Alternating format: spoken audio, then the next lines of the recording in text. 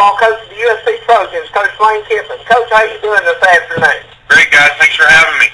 Thank you for coming on. We appreciate it very much. Well, Coach, just concluded your first spring practice as the head coach of the Trojans, and Beach Mustang put up some good numbers, and your team looked impressive. Talk about your overall impressions of your team this spring as you get ready to head into your season opener against Hawaii. Yeah, I thought it was a very productive Saturday for our guys. Our defense played really well early, and our offense started to play better later. They ended up throwing 7 touchdowns, no interceptions, which was good to see them take care of the ball. And as you mentioned, Mitch played extremely well. With 5 touchdown passes, 299 yards. So we're excited. Well, Coach, there's no doubt that you're going to bring a great offense into the 2010 season, starting with that Hawaii game like Nick just mentioned. The last few weeks we have heard a lot of statements regarding the Big Ten wanting to expand into a super conference. Do you feel like teams like Hawaii and Boise State can transition into a Pac-10 conference and play with the big boys on a regular basis? And what are your thoughts on a Pac-10 championship game possibly? Well, I think first of all, the Pac-10 has a great setup. One that when it went to playing all 9 teams, gives you a true champion because you play everybody. And so I think it's a unique thing. It's very special. I like the format as it is. I know that our people will continue to look at different options, and we'll support whatever way they go. Well, Coach, transitioning back into talking about your team specifically, I know that you obviously were a part of building the success that the Trojans had early in the decade with Coach Carroll and the other great coaches that you coached with there. And a lot of coaches in their first year on the job seem to struggle a little bit.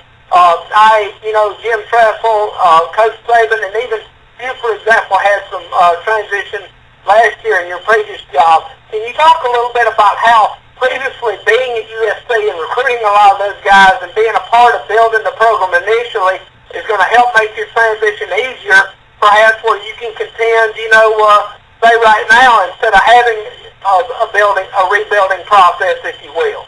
Well, it's a much easier transition coming, as you mentioned, somewhere that we were before, and we know so many people around here, including some of these players on the roster.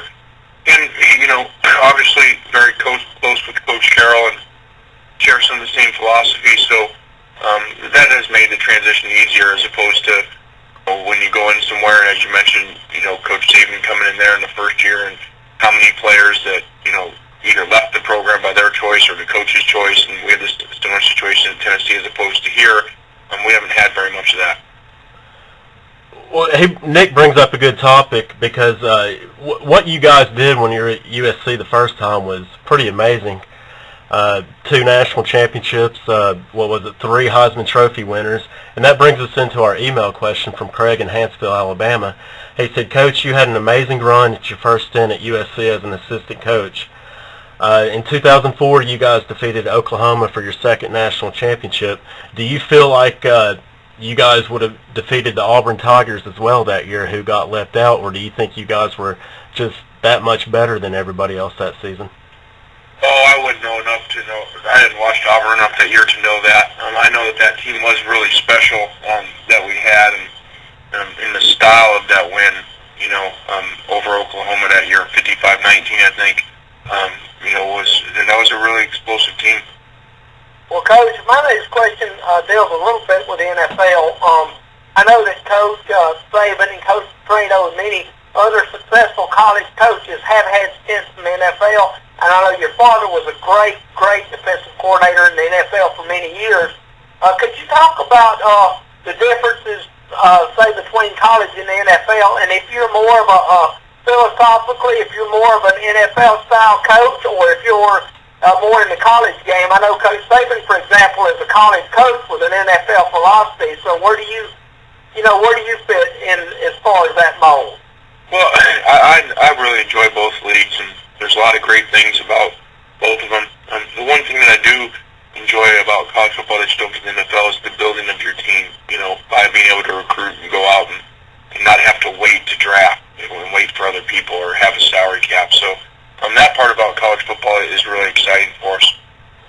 Well, bringing up the recruiting aspect of college football, there's no doubt you are one of the best recruiters, if not the best, alongside with a Coach Saban type, at recruiting in college football. Do you think it's a much easier aspect being in the state of California now? And talk about just going out knowing that you have all that talent in your backyard, and talk about Matt Barkley. Didn't you recruit him going into the first stint at USC? Yeah, when I was here before, Matt was in 9th grade, and he was already playing at Mater Dei, and so we offered him a scholarship that time in 9th grade. The difference of recruiting the two places, as you just mentioned, Tennessee and here, is that Tennessee is a great place to recruit to, but probably 90-95% of your scholarship players are going to come from out of the state, and so you got to go out to get them, and so you don't get them on your campus near as much as you do as some other schools do. Here, we're very fortunate because there's so many players in Southern California, close enough to drive to us, close enough to come to our campus and be around us. So there is an advantage that way, obviously. Coach, as far as the Pac-10 race is concerned, as it relates to your team, Dan and I just released our preseason poll. We picked you guys to win the Pac-10. We're not really sure how the actual BCS is going to fall, but with the problems at Oregon in the off-season and all the talent that you return on your team, I mean, do you feel like you can come in your first year and win the Pac-10 conference? I'm sure if I know you like I think I do, that's obviously probably your goal. Talk about, if you have any expectations for your team and how you feel like they may do this upcoming season. Yeah, our expectation is for our guys to continue to improve on a daily basis, and spring was really good. Now we've got to head into this off season and then into fall camp, and so we're not talking about winning the championship this year or any of that, because that doesn't matter what you say. It's what you do, and so our players are really focused on getting better, learning our offense, defense, special teams systems, and really improving themselves. Well, on the offensive side of the football, where does Dylan Baxter come into play this season? If I'm not mistaken, he enrolled early and had a great spring football already this last few months. So talk about Dylan Baxter. What's your goals and expectations for him, Coach? Yeah, Dylan had a very special spring. Really some unique plays. He probably had 6 or 7 plays where, a guy maybe does it one time in their life. And so to have him and be able to move him around, hopefully some outside of the formation as well as playing running back, it's really exciting. And we want to make sure that we continue to develop him. We're going to be working with our speed people this offseason to work on his top end speed, and we got to figure out a way to get him the ball. Well, do you see him as a Reggie Bush type player? He doesn't have the top end speed right now that Reggie had. Reggie was so special because he could run away from anybody. But he does have a great ability to catch the ball like Reggie, and he's got a great ability to make people miss like Reggie did.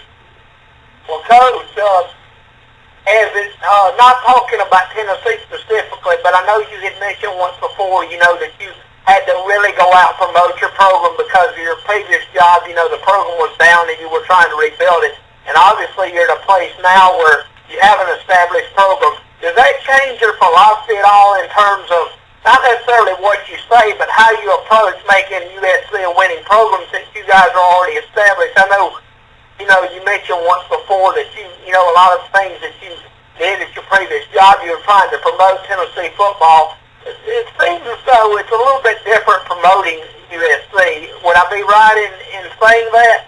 Well, Tennessee has a great tradition and a great history. It's not quite as immediate as SC's was. And so there is a difference in kids nowadays, and at Tennessee, we just come off a 5-7 season. I think 3 years before that too. So two of the last 3 seasons, I believe, had been 5-7, and the national juice had kind of died down a little bit. And you could see it in as you looked at who kids were choosing to go to school and visit and so forth. So and out here is a little bit different. You keep in mind prior to this last year, when SC went 9-4. The 7 years before that, so since the kid was in 4th grade, he watched USC play in the BCS Bowl. He watched USC go 6-1 in those BCS Bowls, and in that time, played for 3 national championships and have 3 Heisman winners in 4 years. So there's a different energy level coming into this job as there was coming into Tennessee at that time, and so it is why there's a different plan here in place as far as going out and grabbing attention, because we don't need to. Well, I believe you turned 35 on Sunday. Is that correct, Coach? Yeah, I do. You made me feel old right there. Well, what I was going to say, which I think this will make you feel better, you're about to turn 35, but you've coached at a storied program in Tennessee, a storied program which you've already built up once at USC that you're going to keep it going, and you've already coached for a historic NFL team in the Raiders. Do you just kind of sit back sometimes and think, man, I have accomplished a lot so far, and I'm not even 35 yet? No, I don't think of it that way. Because I don't think an accomplishment is to get a job. I think an accomplishment is when you win there. So I don't look at it that way, that anything's been accomplished yet. You know, accomplishments come when coaches continue to win championships for a long period of time. So we have a long ways to go. Well, Coach, in the SEC, obviously last year with Florida and Alabama and all those teams that you competed against, you did quite well, by the way. Almost cost Alabama a national championship with a great effort in that game. Is it different? I mean, in the Pac-10, is the styles of football different? Is the recruiting aspect different? Just talk about the differences in the SEC, where it seems like everybody's sort of jumbled up, and in the Pac-10, it sort of seems like you guys are, you know, the leading horse, and you're kind of leading the pack down the backstretch, if you will. It just seems like it's a different environment, conference-wise. Talk about that. Well, the SEC has had more balance. As you look at, you know, now you got, 3 national championship programs over the last 5 years, I believe, in Alabama, LSU, and Florida. And then you look out here, and proud of last year for USC had won 7 straight conference championships. So the balance down there is a little bit different. And you know, now this has started to change here a little bit as of late, and with Oregon's run and what they just did, and then Stanford beating SC last year the way that they did, I mean, it has changed a little bit. But so that to me is the difference, is the balance from top to bottom down there. Is that, just as a quick follow-up to that, is that cyclical? In other words, is there years where a certain conferences seem to have more balance and parity, or is it more or less a thing where the SEC has one way that they kind of shake out, and the other conferences have their own niche, if you will? Well, I think that the SEC will always be pretty balanced because there's so many good players down there, especially in the front 7. And so if you have really good, you're going to have a lot of close games if you have really dominant front 7 defenses, which you're going to run into a lot down there. And everybody's got good players in the front 7 in that conference. So that's going to keep a lot of the games close, which in turn is going to, you know, you're going to have, I would think, you know, teams playing up and down in different seasons because of that. Well, Coach, you obviously were an assistant when Carson Palmer won the Heisman Trophy, and as well as Matt Leinart won it in 2004. How do you see Matt Barkley? Do you think he has the potential to be a Heisman Trophy type quarterback, or is there differences between Barkley and Carson and Matt Leinart? Yeah, there's some difference.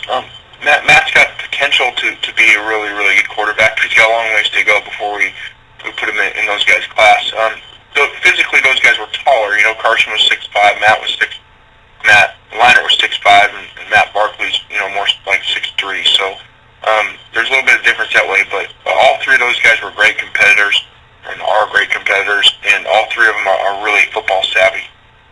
Well, Coach, we appreciate taking time to talk with us today about your program, and again, we'd like to meet with you off the record, and we greatly appreciate you, and we're going to do anything we can to promote the USC program for you, and we'd like to have you back on during the course of the season, and hopefully a season that'll be successful for you and the Trojans. I appreciate it. Thanks for having me, guys. Thank you very much. Okay, thanks, Coach.